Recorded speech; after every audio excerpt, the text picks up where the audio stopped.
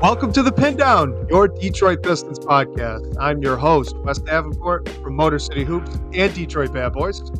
And I'm Blake Silverman, writer for Detroit Bad Boys, covering everything from the Pistons to the NBA draft and the Motor City Cruise. Right, and as always, guys, if you're listening over podcasts, we appreciate you. Be sure to, like it or give us a good review, something to give us some good feedback or constructive feedback, if that's what you want to give us as well. And if you're watching live, be sure to throw in your questions here in the YouTube chat or in the Twitter chat. Both of those are coming right to us here in the StreamYard platform, which we're recording from. So we will be able to get to all of those.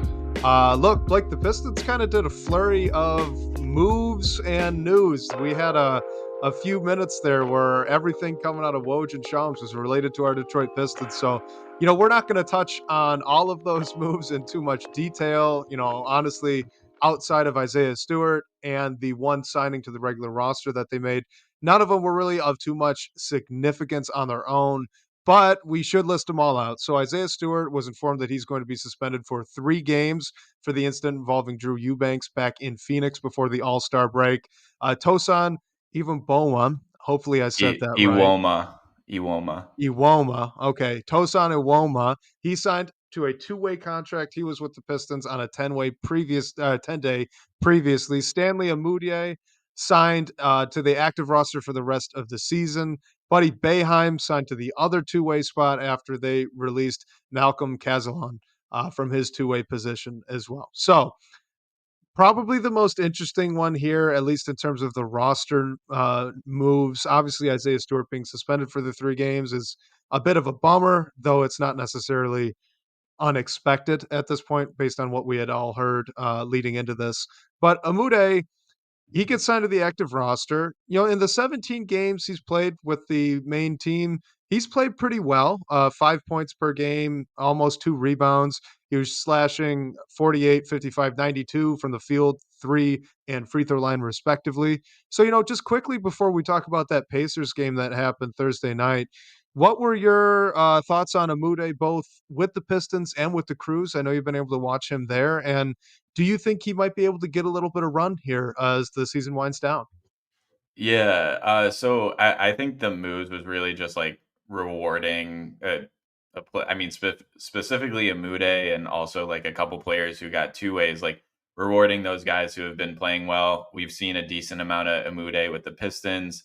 I've watched him a decent amount with the Cruise this year, and it's interesting because he's juggling from different roles, like really every day, like being a top option for the Cruise and then going to the Pistons and really just like playing his role in the minutes that he can. I'm happy for him. I think he's played great and definitely deserves an NBA shot.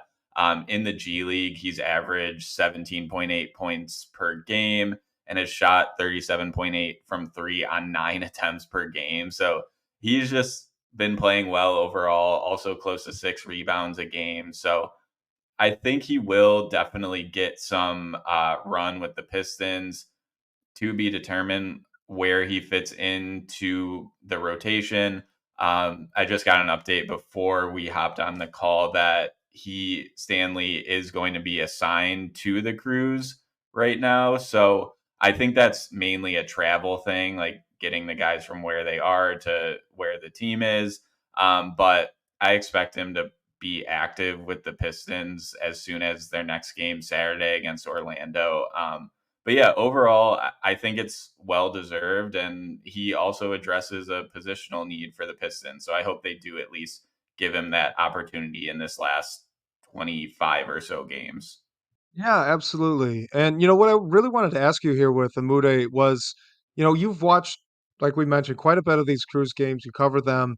What from his role that he was, achieving for the Cruise and he was excelling in it. What from that role do you think might be able to translate for him with the Pistons here now with this main roster spot? Is it pretty much what we saw early in the season when he was getting a lot of minutes on that 2-way deal due to all the injuries that the team had? Or do you think maybe there's some other things that he was doing in the G League that you might be able to tap into in the NBA? Yeah, so Stanley and Jared Rhoden, for that matter, who's also on a 2-way with the Pistons, are really like they were the top options for the Crews scoring wise, and they were the guys who are really just like generating points. Like those are the dudes that you go to get buckets. From Stanley, like I mentioned, he's putting up 9 threes a game and connecting on those at a high volume. So I definitely see that being something he can hang his hat on, and something we've already seen with the Pistons. But in the G League is like those games are just so fast, man. Like those guys get out and run. And what I've seen from Stanley is like he also can like drive and just like do some fakes and get to the bucket. I think of course, a little different in the NBA, and it'll probably be like officiated a bit differently. But I think he can make some of those things happen as well. Where I see him primarily making an impact is just like that 3 and D type role that we've seen in his time with the Pistons. But I do think there are other things that he can do, and he has been working on this season in the G League. All right, Blake. Speaking of fast-paced games, let's talk about that Pacers game that happened on Thursday night. That was I don't want to necessarily say that was a tale of two halves because it really wasn't, though the Pistons did play better in the second half. It was probably more accurately a tale of three quarters versus one. The Pistons had a very nice third quarter. Obviously wasn't enough to make up for the, I think, 31-point deficit that it was at one point. So watching that game, what were a couple of takeaways, or maybe just one main takeaway that you saw watching that game, that hopefully, maybe they can build on here for the rest of the season, or at a minimum correct, because there's a lot to unpack with that one. Yeah, I mean, I think the main takeaway, and maybe really like the only positive one you can take away from that game, is just like Cade was still balling. He was finding a way to get buckets, make plays while, I mean, there wasn't much going on elsewhere. So I think that's something you can build on. We briefly talked about Jaden Ivey just not getting a ton of volume. So I think that's something that can easily correct. And one other thing that stood out to me that I'm hoping is a quick fix, but it seems like we've been talking about it all season with this team, is the turnovers. And specifically, there was a stretch, I think towards the end of the first half, where it just seemed like there were like 4 or 5 possessions in a row that ended in a turnover, and Indy quickly got back in transition. And I think a couple of those were from Jalen Duren. So I'm hoping like he had Duren had more turnovers than Cade in that game. Like I feel like that's just something that you can't have for a guy that ideally doesn't have like the ball in his hands as much as your primary guard. So I'm hoping that's something that can easily be cleaned up. But overall, if we are going to take something beneficial from that game, it really is Cade still finding a way to be effective. All right, let's talk about the turnovers quickly and then circle back around to Kate, because I think we're starting to see the narrative from early on in the season starting to bleed over when it's not necessarily applying anymore. The Pistons are a really bad team at taking care of the ball. Cade Cunningham is not the problem. All right. If you remove that stretch where he was still getting acclimated early on in the season, he's pretty much averaging what he did against the Pacers, which is just about 8 assists and just about 3 turnovers, a little bit under. And that's from Les Jackson, friend of the show there, great at DBB. So um, he's right about where he's been at. He's been doing this for a long time now. He's brought his turnovers back down and under control. The problem is that you're still seeing some of these unacceptable turnovers. So even a guy like Jaden Ivey, while I wish he had the ball in his hands more, one turnover against the Pacers. You had, sorry, excuse me, Marcus Sasser, one turnover. He's handling the ball a lot too. But Jalen Duren, 4 turnovers. Evan Fournier, who plays 18 minutes, but you could probably count on one hand the number of times he puts the ball on the floor in those 18 minutes. He had a turnover. That's unacceptable. Malachi Flynn, who, yeah, he's handling the ball a lot, but he's your third point guard. 2 turnovers. That's not acceptable either. You've got guys that really don't have much of a ball handling or creation load, turning the ball over repeatedly. And I honestly, quite honestly, a lot of Jalen Duren's especially, are of that same lazy variety that had us pulling our hair out early on in the season with Cade Cunningham. It's, he's falling asleep on handoffs, getting the ball, little lollipop passes across the lane. Like, how much of this is going to be fixable? Because early on in the season, here's why I'm asking you this. Early on in the season, we were on here, we were talking about, okay, Cade Cunningham has the ball in his hands the most. If he brings these turnovers down, this issue probably goes away because it really was, it was a team issue, but a lot of it was isolated to what he was doing early on in the season. Well, we've seen that go down. We've seen Cade really take care of the ball outside of a few one game blips here and there over this stretch since early in the winter. So the turnovers haven't gone away. Other people have just kind of picked up the slack, for lack of a better word. Do you think this is something they can rein in before the season ends? I feel like it has to be through just like who is handling the ball. Like I know we went through a stretch before the All-Star break where Duran was like trying to work on his handle and like really had the ball in his hands more. So if it's resulting in like four turnovers a game, I think you really just need to rein that back. Like we've seen the same issue with Isaiah Stewart when he puts the ball on the deck. So I don't know if it's necessarily fixable immediately in terms of those guys limiting their turnovers if they do try to make things happen. I think it's whether it's Monty Williams or whether it's like Cade and Jaden Ivey just like making more of a point to keep the ball in their hands until like those guys find their spots and get open and not like I guess relying on them to make things happen because like we've been talking about really this whole season, those high usage guys we're going to expect a decent amount of turnovers from, but your front court that in theory shouldn't be handling the ball or just moving with the ball in their hands too much, like you just can't have them turning the ball over like 3 4 times a game, whatever it may be. So I hope it's a sudden like change in like practice or wherever it needs to be addressed just to make sure like your guys who are running the offense and setting up the flow are really just making it more of an intentional point to keep the ball in their hands and maybe just telling Jalen Duran or Stu or whoever it is, like just to not try and do too much. Like it kind of seems like has been happening as of late.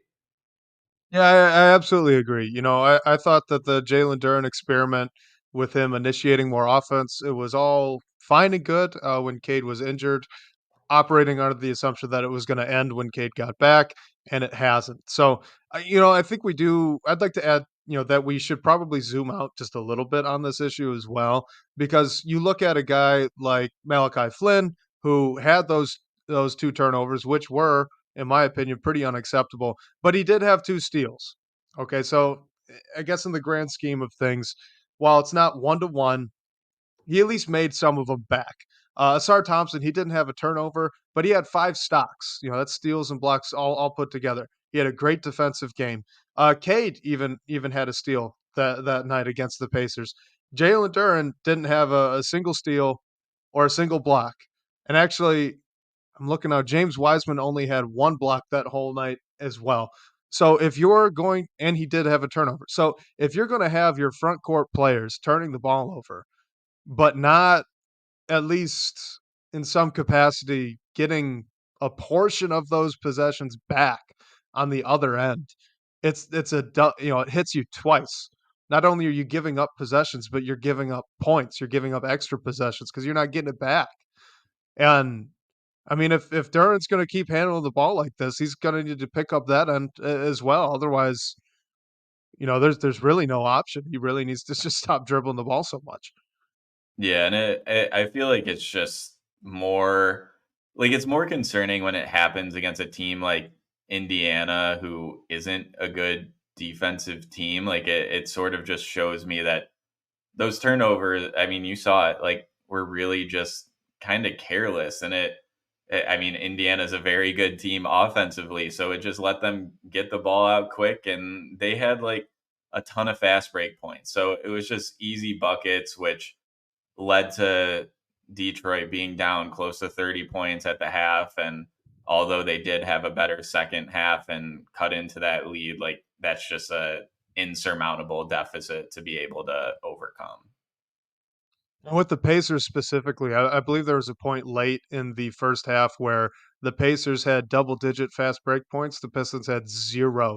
And that's Hmm. because not only are the Pacers making all of these shots, because they're a fantastic offensive team, they're averaging almost 130 points per game as a team. They're a great offensive squad, but you're not taking the ball away from them. And if you're not taking the ball away from them, you're not getting these transition opportunities.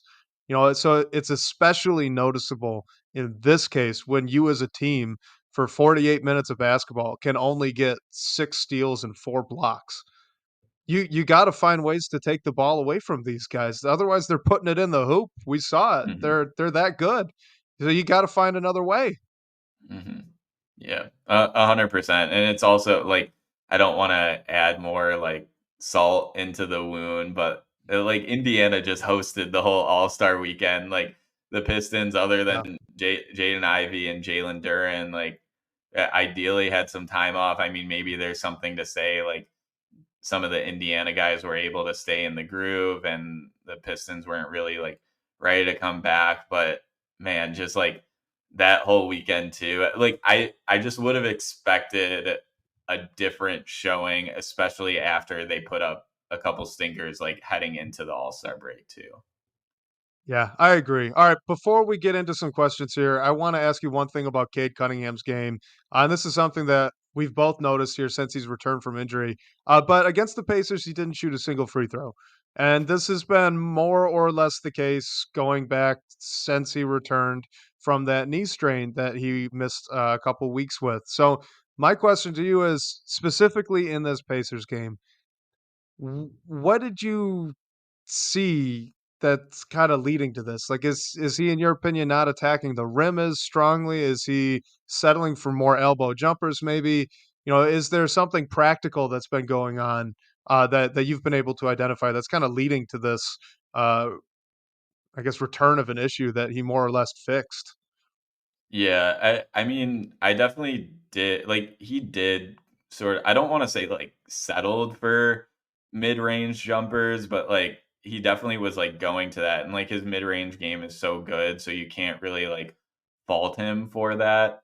I think there may be a bit of a degree to it of maybe not being as aggressive as he was before the injury. It's not like a huge concern. I know there were also reports that he wasn't 100%, not really looking too much into that, but maybe that is adding a little bit to it as well. Um, how he's being officiated also is a bit of a degree to it, like because he is still getting to the hoop. He's just like not getting calls. And one thing we've talked about before is just like the way he plays and like tries to create space from defenders, which like definitely it just like adds to his game. Like it sort of does hinder his ability to get to the line. So hopefully he can like hunt that contact and get to the line because yeah, I mean it's crazy. He put up 21 shots and didn't shoot a single free throw. So hopefully it's something that'll get better over time, but it's sort of confusing right now. Yeah, it really is, and it's a little bit of a double-edged sword. We I can remember thinking this quite a bit, back in his rookie season, right, where there's specifically a game against Denver, I think he scored maybe 33 points, 0 free throws, and he did it really efficiently, and you're just sitting back like, "Wow, how did he do that? That's incredibly difficult to do, so it's impressive, but at the same time, like, you need to get to the free throw line, you're not gonna be hot that every single night, so I do think it's something to worry about again, and that he fixed it and now it's kinda come back, maybe that's a good sign, maybe this is just kind of a ramping back up thing after the injury. The one thing I have noticed, and I'm curious if you've noticed this too, is I'm not sure that he's attacking the middle of the lane as often. he seems to be kind of getting, trying to go more towards the block more so than literally right to the front of the rim. And if he's going towards the middle, he's pulling up for that elbow jumper more often than not now. And that wasn't necessarily something that he was doing as often earlier on in the season when we were seeing him, get 6, 7, 8 free throws a game there for that stretch. When he was really hot, and I think he had multiple 40-point games in that stretch as well. He did it once against Indiana. It was near the end of the game. It was his little fast break dunk where he just gave a little in and out, attacked the middle, and dunked the ball. And they didn't care because the game was over. But if you think back to like that Hawks game where he scored over 40 points, right? He had a poster dunk on Trae Young doing the exact same thing, just in the half court. We're not seeing him get to the front of the rim as often, and I wonder if maybe that's leading to more fading away from the hoop while you're taking the layup because you're just trying to go to the block and extend out instead of go strong right up the center. I don't know if that's absolutely, the problem, if that's the one thing to fix, if this whole thing goes away, but I'm curious if you've seen some of the same thing as well since he's returned from his knee injury. Yeah, you brought up that dunk, and that was the play I immediately thought of. Excuse me. And we've seen those a few times over the past few games. Like honestly, I think like it might just be he's driving to the straight to the bucket when he sees the space, like sees a lane, and if it's clogged, like he's just doing something else. So it's like a weird thing to debate because I feel like it's sort of like him making the right read and not like going into a bunch of traffic and trying to put up a low percentage shot.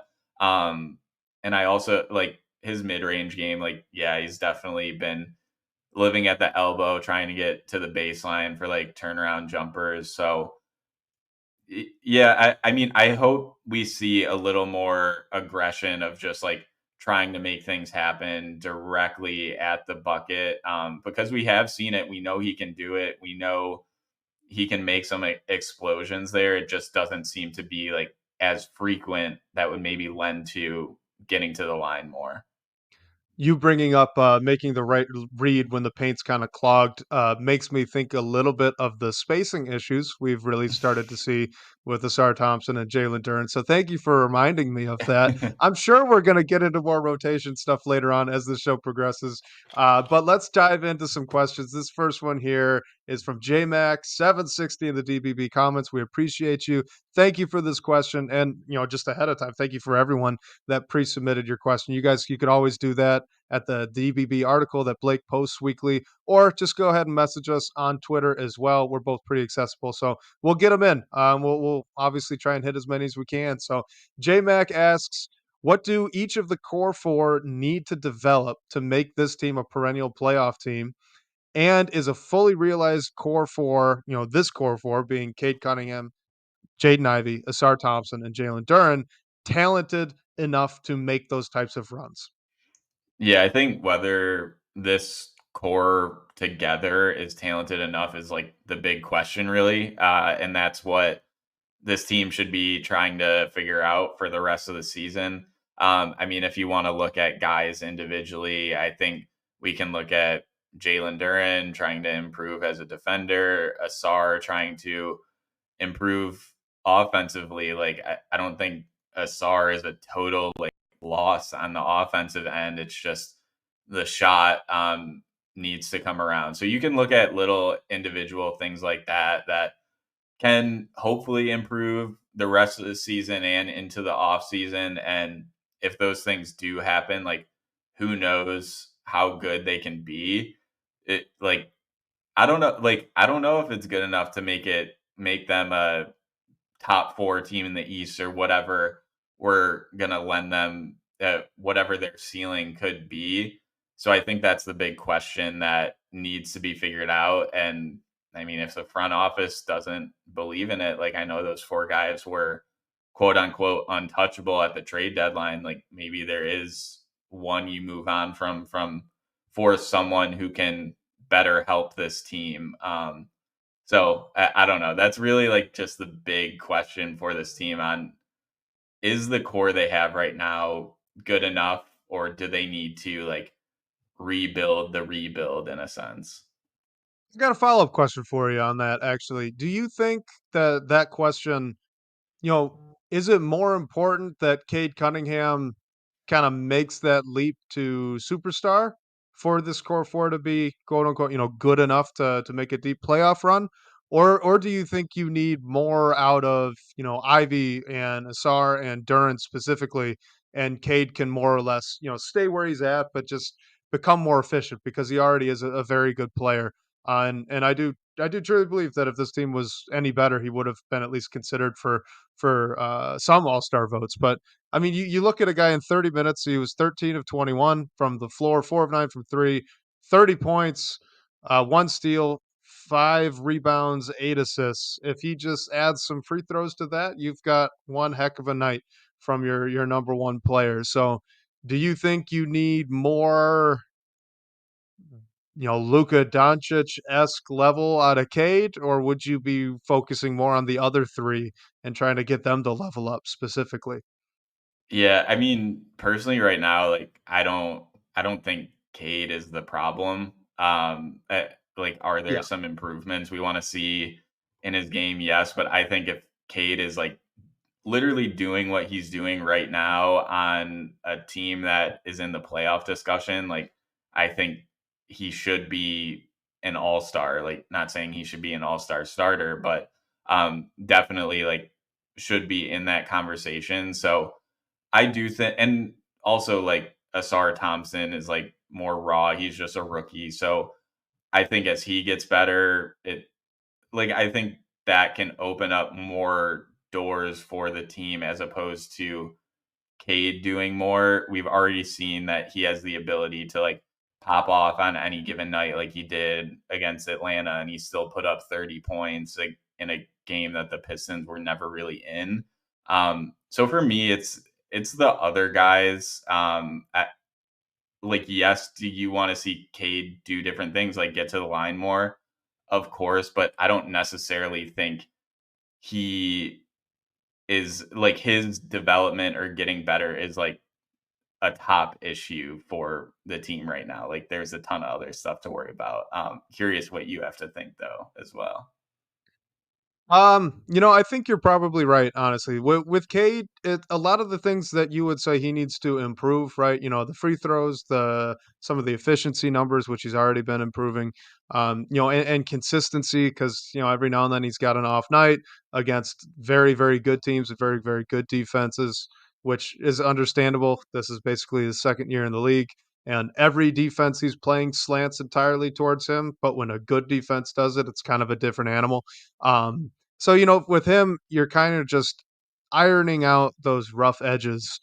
He's already very close to being a very incredible player for the Pistons, and he's already a very good one. So I do think that if you could really get Ivy to take a leap and Asar to be that legitimate tool guy that does just a little bit of everything. And if Jalen Duren could figure out how to really block some shots and be a force on weak side down low, I do think those would probably be more important to having a team make a deep playoff run rather than just getting in. If the question was just be the eighth seed, I think if you could iron out all of Cade's rough edges, you're probably going to be fine. But anything further than that, I agree with you. I think you probably want to focus on the other three guys and upgrading all of their weaknesses, shoring up them that way. Let's get into this one here from Harry Morose in our YouTube comments. He says, "How many players in your potential top five for the Pistons draft prospects this offseason, do you think would be a starter next season?" Yeah, I think I mean, across the league, this is an interesting one in like a draft class that is sort of widely labeled as, I mean, not as good as ones we've seen in the past. So just thinking of some of these guys like in the top five, Zachary Resache, Alex Sarr, Nikola Topic. Cody Williams. That's a pretty like firm top four for me right now. And then five, it gets a little open. Like there's Modest Buzelis, Jacoby Walter, Ron Holland, whoever you want to put in that spot. I think like a couple of those guys, and specifically the wings, like Risa Shea and Williams, I think could be a starter next year for the Pistons just because they fill a need. Um, but say they want to go with like Alex Sarr, who might be the best talent in this draft. Like we don't know how he would fit next to Jalen Duren. Like they're both fives. So I think if they end up with a wing, I think they could definitely start. So I guess I'd say maybe two, depending on fit. Um, and then like as you get to sort of that five range, like there's guys that are still developing, like have a bunch of questions. Like, I mean, all of them do at this point, but I think overall, if you end up with like a wing who can shoot the ball and play a little bit of defense, like really for any rookie, if they can play defense, they can probably play pretty close to immediately. So if they get a guy like that, I can see them starting. But with this class overall, I think it's very fluid and a ton of unknowns right now. I'm gonna be a little bit more negative, than you, though you being our draft expert here, being a little bit higher on some of these guys, I think is probably a good sign for me, so I'm excited by that.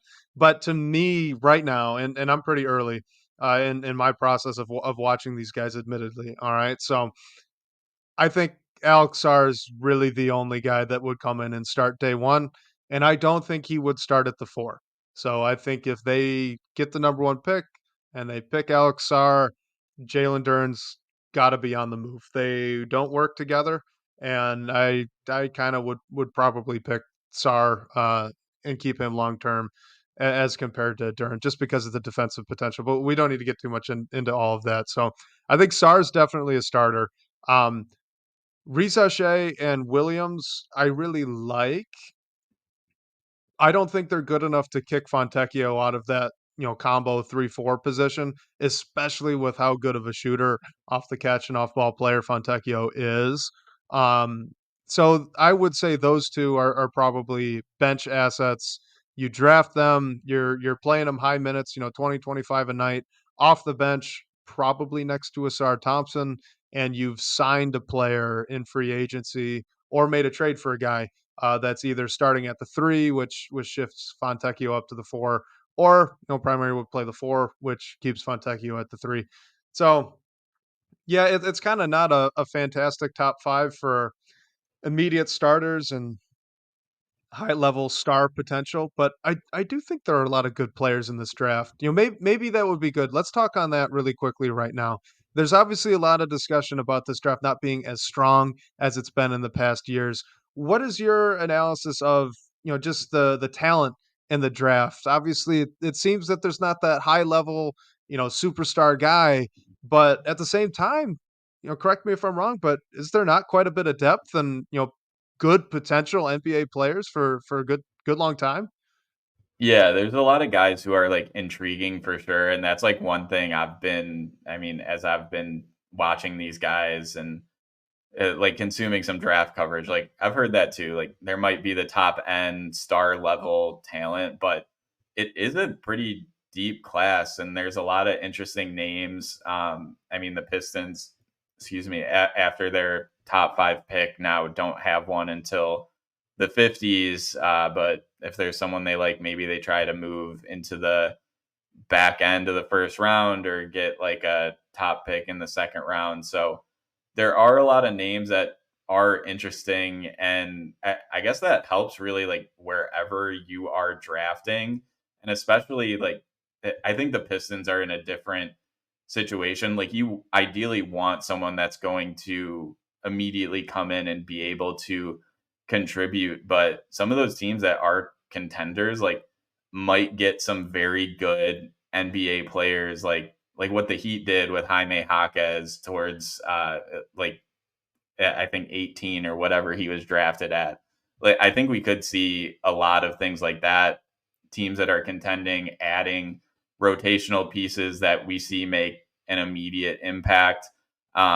So yeah, while like the interesting question is, let's say Alex Sarr is the top talent in this draft, like where would he go in last year's draft or the one before? Like that's what I'm sort of trying to figure out in my mind. But overall, like there are a ton of good players. There are some upside swings, some more proven guys that have been in college for a few years that are NBA players. And like I still think with 53 or whatever that pick is that the Pistons now have, they could potentially get a piece that is at least interesting. All right, so we're gonna touch on this one quickly. I don't have a great answer for it, but I just wanted to get it out of the way because Rich Banks, we see you in the comments. Appreciate you adding your thoughts here. But so, oh wait, this is the wrong one. The question was: have the Lions, Pistons, Red Wings, and Tigers all been good simultaneously? And my answer is I don't think so. The issue for me is I really don't follow the Red Wings, so I don't know. But the Lions were previously good in the 90s. The Pistons, that was the Grant Hill era. They had a couple years, and I think the Tigers were more or less okay around that time. Am I forgetting something? If you don't know, that's Yeah, okay too. But I I wanted to don't bring it up remember. quickly. Like, I was like, what immediately jumped out to me is sort of that stretch when like the Pistons '04 team and like the Tigers were pretty good. But I think at that point, like Lions were bad. Yeah, the Red Wings were trending down and the Lions were not good. So, yeah, uh, not that I can remember in my lifetime, unfortunately. Our guy Harry coming in clutch. He just says no. So you know what? We trust your expertise. But thank you for that question. That was a fun little sideshow. So this one is from at Josh Kettlewell on Twitter. He asked, "Does Asar have to start for the rest of the season, or would starting Grimes and Fontecchio help evaluate Cade and Ivy more effectively for the rest of the season?" What is more important to you to evaluate with this the core four in general, or if Cade and I guess as well Ivy can be the guys, the centerpieces of a rebuild. Yeah, I don't think Asar has to start, but like I don't know if that will necessarily be the case once Grimes is back. So I'm interested to see what that starting five looks like when both Grimes and Isaiah Stewart are back. But overall, I don't think Asar has to start. I think it might do some good for him to come off the bench and like stagger him in a bit with the starting group and Grimes probably like brings some things depending on how he's shooting the ball that you're not getting from Asar, and we don't know. Like that's what we've been clamoring for, like hoping you can just enable the rest of the starting group by putting someone who's at least not a non-shooter on the floor. And yeah, like ideally, like our theory that we've been talking about putting guys like Quentin Grimes and Fontecchio on the floor next to Caden Ivy should only help them space the floor a little bit more, especially if the other guy you have on the court is Jalen Duren at that time. So, in short, I don't think he has to start. Um, and then what's more important to evaluate the core four or if Cade's the guy? Um, Unfortunately, I think to know if like Cade is the guy with like we sort of need to see him play on a team that's at least not historically bad. Like I think that's a huge thing of importance this season. But I just don't know if we're gonna get an answer to it.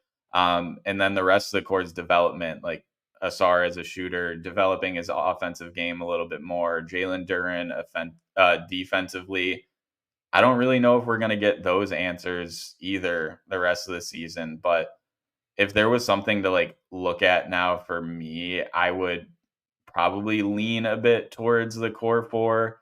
Because like Wes, like you were saying, if there's any sliver of doubt that they're not going to do it and say like an Alex Sarr comes in, like, do you part ways with Duran? Like, I think it's important to know who on this team is going to be here for the long haul or who they'd potentially be willing to give up. Yeah, I agree with you, especially with which is more important to evaluate because honestly, at this point, I think you could pretty confidently say that Cade is at least the guy to build around. whether he's definitively a guy that, can one day bring a championship back to the city of Detroit, we obviously do not have that answer yet. But we're not going to find that out the rest of this season either. He's played so well over stretches this season that I think it's fairly solidified that that's your guy. He's going to be the core of the rebuild. He's proven the pick right. Like, that's the guy. You're building around Cade.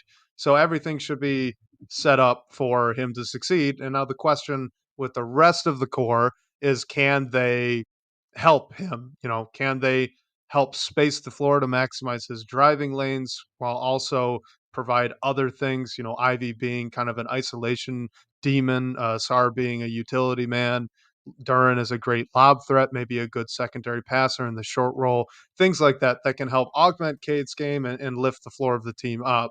As for a Sar starting the rest of the season, I I mean, I'll go even stronger than what you said. I don't think he should. Like, I think the best situation for him is to be off the bench next to a big like Isaiah Stewart, or hopefully Mike Muscala if Isaiah Stewart's going to start, that can shoot. Because if you can get Asar in a situation where he's the only bad shooter out on the floor, it opens up a lot of things for him as well. And not just on the ball for him, not just rip and go situations off the catch, off spot ups. It lets you do some handoff actions with him. It lets you do even some ball screen stuff because the floor is going to be so spread out, which we want. We want him to develop some on ball skills. That was, a big selling point of his coming in from the draft. So it lets you do that. It lets him really excel as a cutter. It makes those reads simpler for him. Everything's not constricted into the paint when he'd be out there if he's the only bad shooter. So it makes the read a little bit easier. And he's already a pretty good cutter. So, with a rookie, just getting him those reps, seeing it more, that would be really helpful. So even for just Ausar Thompson, the best situation for him, in my opinion, is off the bench where he's going to be playing primarily with a good bit of shooters. Now, who starts in his place?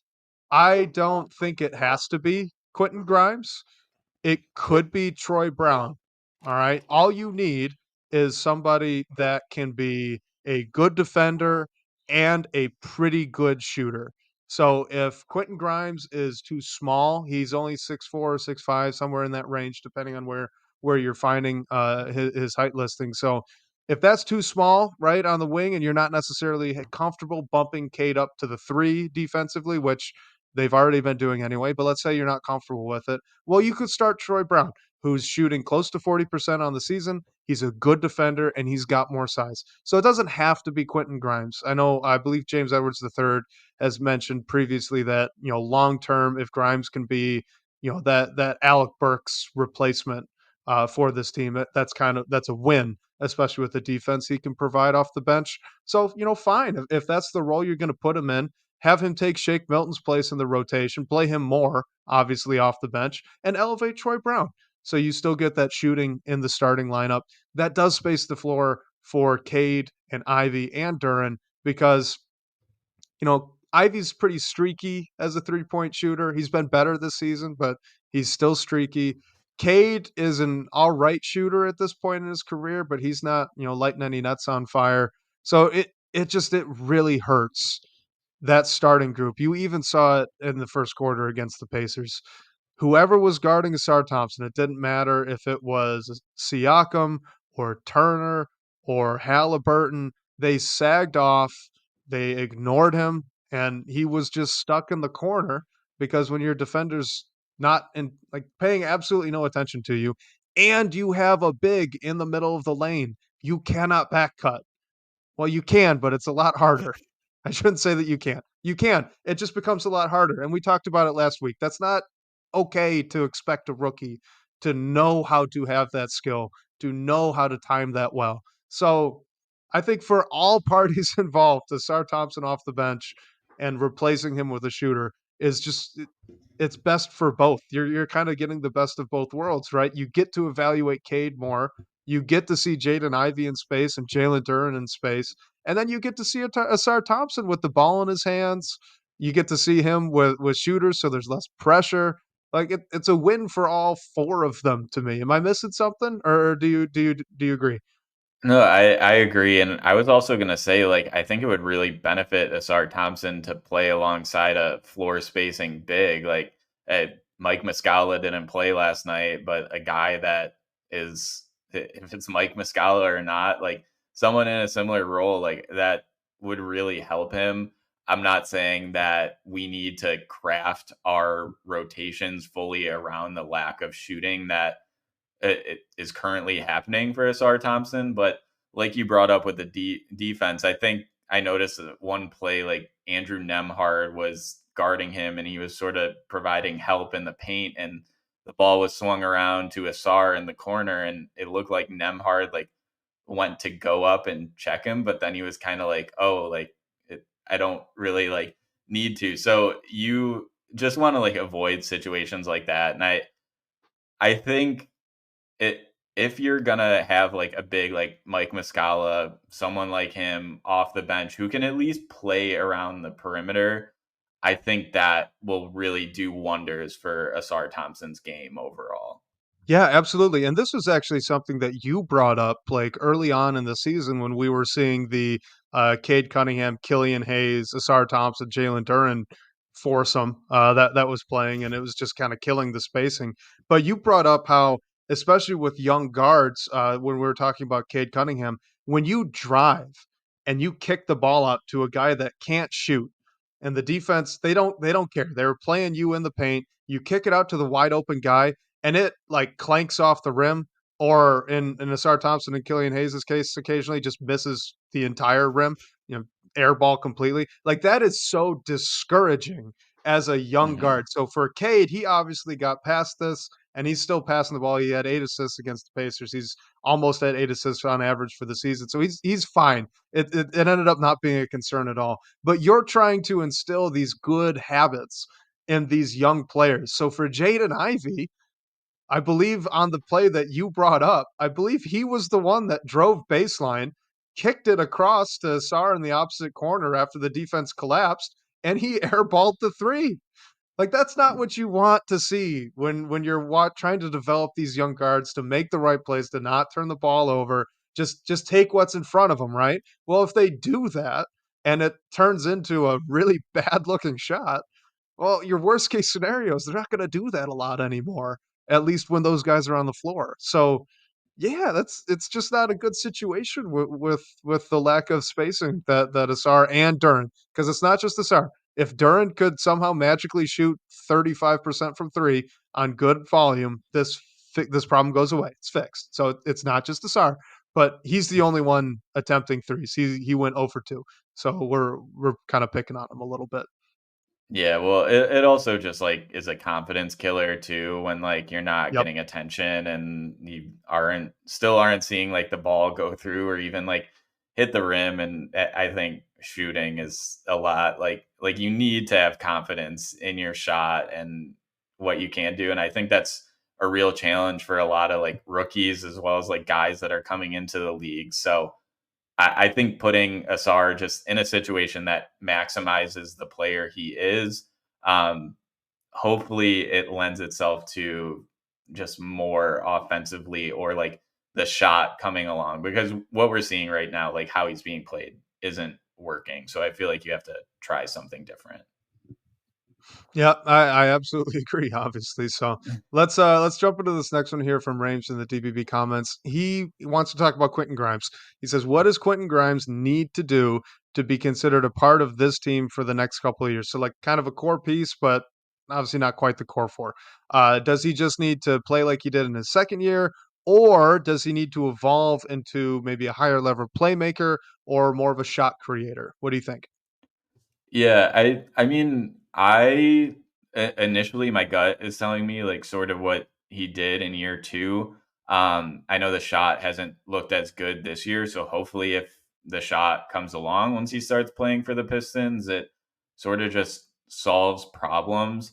I don't know, like of course you want him to be a tertiary playmaker and be able to find his own shot if he needs to, but I don't know if that's ever going to be his like role on this team. Like if he's seen as a long-term starter, then in theory he'll be playing next to like Cade and Jaden Ivey, who are your primary and secondary ball handlers and playmakers. So I don't know if that needs to be a huge part of Quentin Grimes's game. Like overall, I think it's continuing to play like good defense and then have the shot come along. Like just be really that like 3 and D type player that we've all known that this team needs and like wanted so badly. And hopefully it's as simple as like shooting more efficiently once he's back on the floor.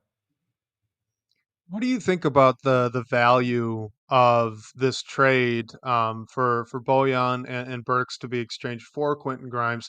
Do you think that might play a part in, I guess, the way that we need to evaluate the player that Grimes eventually becomes? And I ask that because they traded away two veteran guys, older guys that they probably weren't going to get much more than a player like Quentin Grimes, who's still young, has potential, and is on his rookie deal. And if they even got that first round pick for Bojan, right? It's a late first round pick and you're hoping to get someone like Quentin Grimes is currently. So, do you think that I guess for this to have been a win as a trade, that Grimes needs to somehow find a level similar to that of Bojan Bogdanovic as a scorer, or do you think if he's just Alec Burks with some really good defense for the next 5 or so years for this Pistons group, do you think that would be a worthwhile, investment, I guess I should say? I do. And I like it just goes like long term for me if he's going to be a long term starter for this group. I mean maybe he ends up coming off the bench and playing as like a six man and high volume minutes, but I really do see him as that like I don't know, just like sort of a piece that like rounds together a starting five. Like, is he ever going to be your first, second, or maybe even third option? Like, maybe not, but I feel like that's okay if he can at least like shoot the ball and play defense.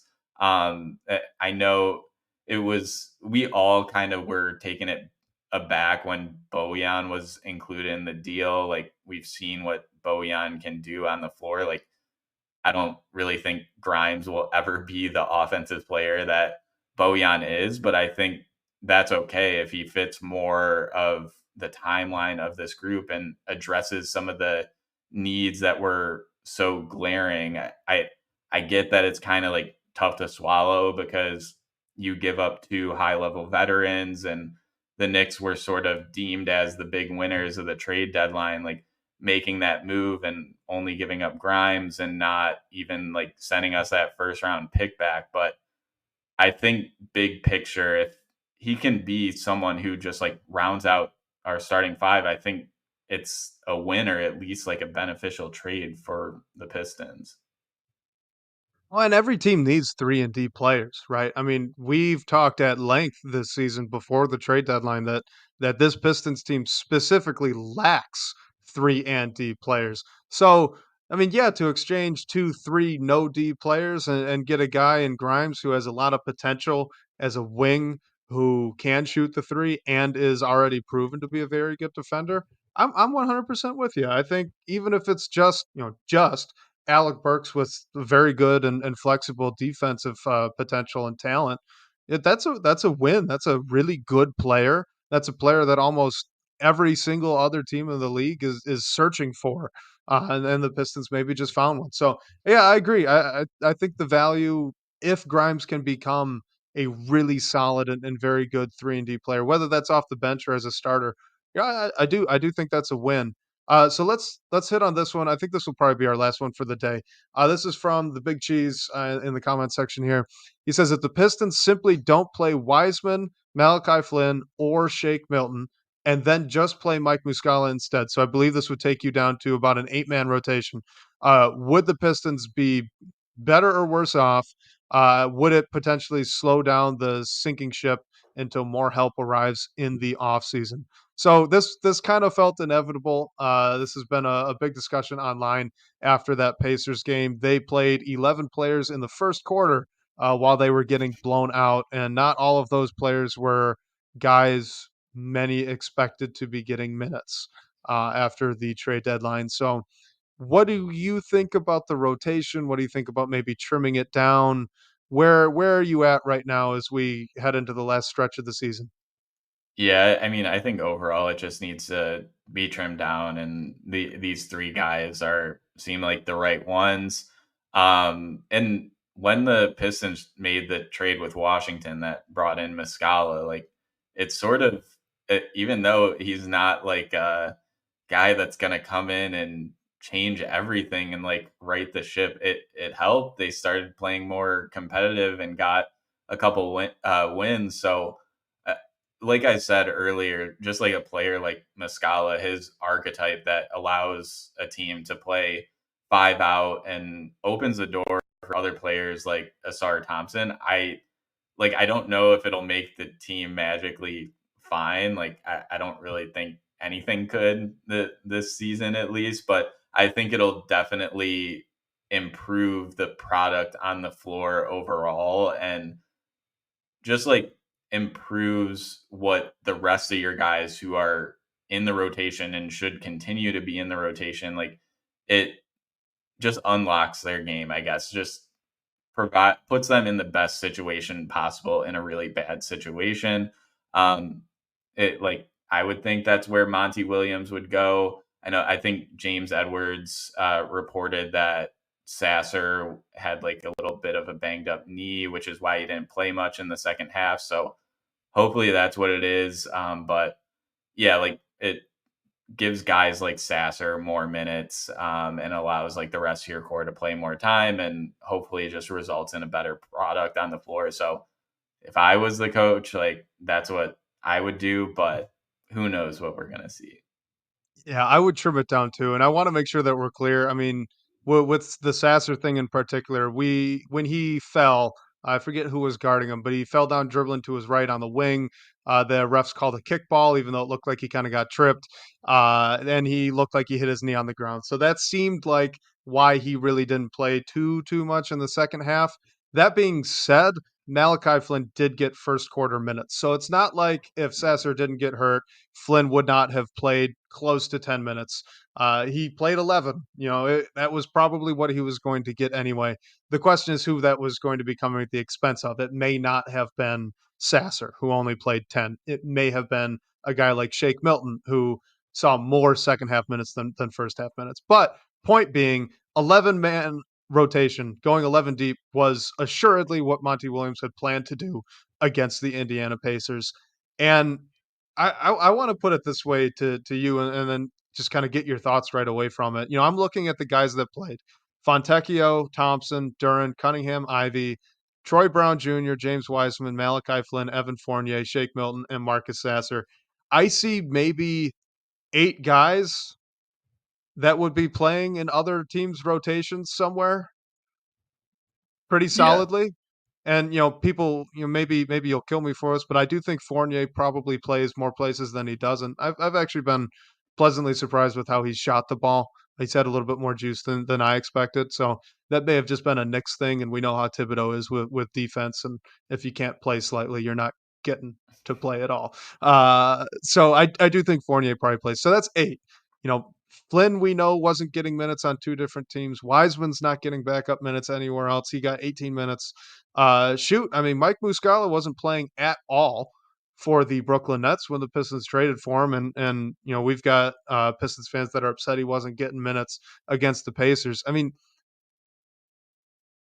it just seems like a difficult situation that they're in right now, even though they added guys over the deadline that do play real basketball.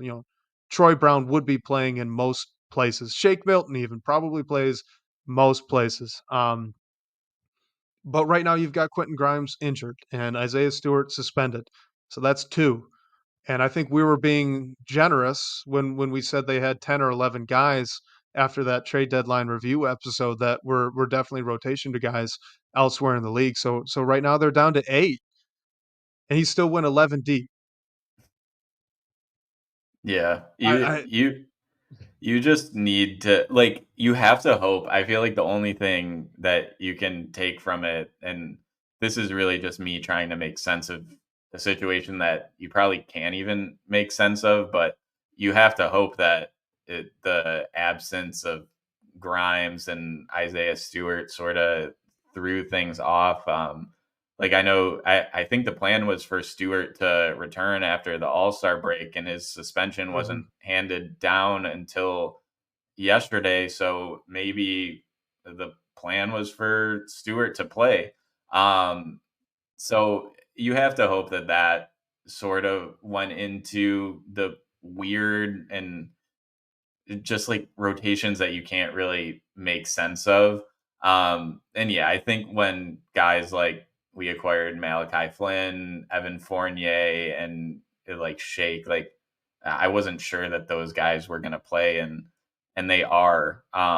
So I mean, I've said it before at different points of the season. Like, I'm interested to see once this team is like fully healthy, what the lineups and different rotations look like. But the only like constant has just been being confused. So like, I can't really even make sense of it at this point.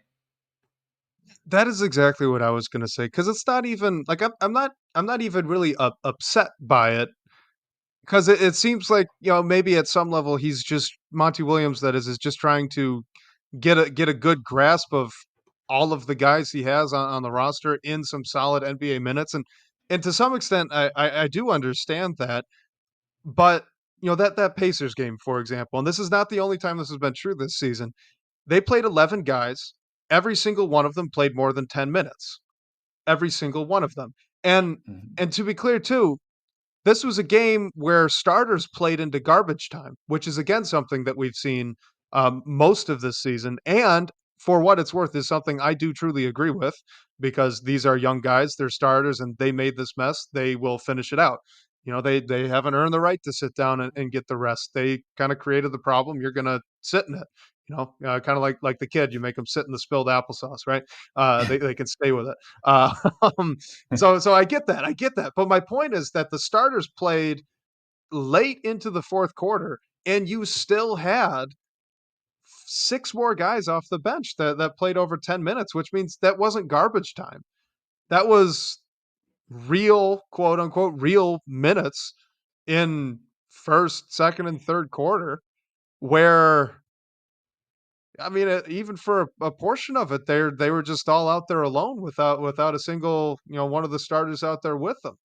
Um, it It's not ups it's just confusing. I'm not sure what to make of it, as of right now. I'm confused. That was a perfect word Yeah. for it. Yeah, and it's just like the minutes that you're talking about and the volume of them is you like those are just minutes you can distribute elsewhere. And yeah, like Coffee mentions it's been like garbage time as well. So that like getting blown out, like being down by 30 points going into halftime doesn't help. And yeah, like you're gonna like Monty Williams is gonna go to the end of his bench at some points like that. But like you were talking about, like going 11 guys into the 11 guys deep in the first quarter. We've seen that numerous times this year, and like one of them, I think, like Marcus Sasser was the 11th guy to check in, which is your rookie point guard who's looked good. Like I feel like that's just not acceptable. So overall, it doesn't make sense. Like I'm confused, you're confused. I feel like we're all confused. Hopefully, once like Stewart and Grimes are back, we can at least make a little bit more sense of And I don't wanna end this podcast on, like, a super negative note, so I'm just gonna add this as well. Like, the bench guys, if you put it in a vacuum, you look at Evan Fournier against the Pacers, 18 minutes, he was 3 for 4 from 3, he had 4 rebounds and 10 points. Like, honestly, that is a solid night from a low-ish minute backup shooting guard. That's in a night solid. where the Like, you bench look didn't do much overall. right, where they didn't do much overall. Like, Troy Brown Jr. has had good nights since coming to the Pistons. James Wiseman recently, since he's been playing over Muscala, like, he had a couple games where he looked pretty good. You know, he's made an impact. Marcus Sasser obviously has looked good. Shake Milton had a game or two where he looked nice. Like if you take these guys individually and just isolate them from the rest of the roster, they've each shown flashes of decent basketball moments. They've played good stretches. Even just as recently as since the All-Star break, I would say each one of these guys has had a halfway decent game. So it's not necessarily a question of, you know, gosh, why are all of these two-way guys playing minutes? It's more of just like just pick some of them. Don't do Hmm. all of them. You know, there's a rotation here. There are guys that are fighting to earn minutes and they're making their own cases. They are making arguments for it. And it's only going to get more difficult when Quentin Grimes comes back and when Isaiah Stewart comes back, because those are guys you're definitely playing pretty decent minute loads. So it, I guess it's refreshing in some sense that early on in the season we were like, wow, they've got nobody. They've got maybe six guys that you can trust. And now they do have players that you can kind of trust and they're trying to prove themselves and all that. It's just I don't know, make some choices here. Don't play Yeah. all 11, 12, 13 of them. Yeah, 100%. You just have to hope it gets tightened up. And from everything that we've seen, like it's supposedly coming. So I don't know. Like new, you have to chalk it up to new roster, having some guys out. If you can chalk it up to anything, not trying to make excuses for it, but hopefully at least once Stu and Grimes are back, then we'll see what things look like, and hopefully things are tightened up a bit. Yeah, I agree. It'll, if nothing else, it will be interesting to follow here for the rest of the season to see how these rotations shake out once the team gets healthy. Again, that will be really interesting, especially with you know the kind of the up in the air nature of the contracts with Troy Brown and Shake Milton, and even to some extent Evan Fournier. Right? I mean, I don't think that team option's ever going to get picked up, but if he plays well enough and maybe wants to stick around, maybe you decline that and sign him to a minimum. Like that's on the Mhm. table. It's all possible. So it's going to be interesting to follow the rest of the season. Guys, we're going to wrap this up after this is published. We're going to get this out on Saturday morning. We apologize for being about a day late. I was out on a business trip, so I was not able to record on Thursday night. So that we could get this out to you guys Friday morning as per usual. So we apologize for that. But at the time that this is published, they will be playing the Magic. They'll then play the Knicks and the Bulls, and then we'll be back up and recording for you on our usual time on Thursdays, so we can be out on your podcast feeds Friday morning. Blake, this was a fun one, good discussion. Hopefully, we see some competitive basketball this week. You know, I mean the Magic and the Bulls aren't world beaters. Who knows? Maybe it'll be fun. Yeah, and hey, we got a revenge game for Evan Fournier and Yes. potentially Quentin Grimes Revenge. as well. So who knows? Who knows what can happen? Yeah, hopefully we see some better performance. But yeah, thank you everyone for joining at sort of last minute with us. We really appreciate all the pre-submitted questions and the activity in the chat. And special thanks as always to our guy Sean Court, managing editor of Detroit Bad Boys, for supporting this show. Shout out to everyone listening and joining us live again for all the great questions and talking points. We'll catch you next week at our normal time, whether on your commute or live with us here on YouTube or Twitter. We can't wait to talk more Detroit basketball with you all.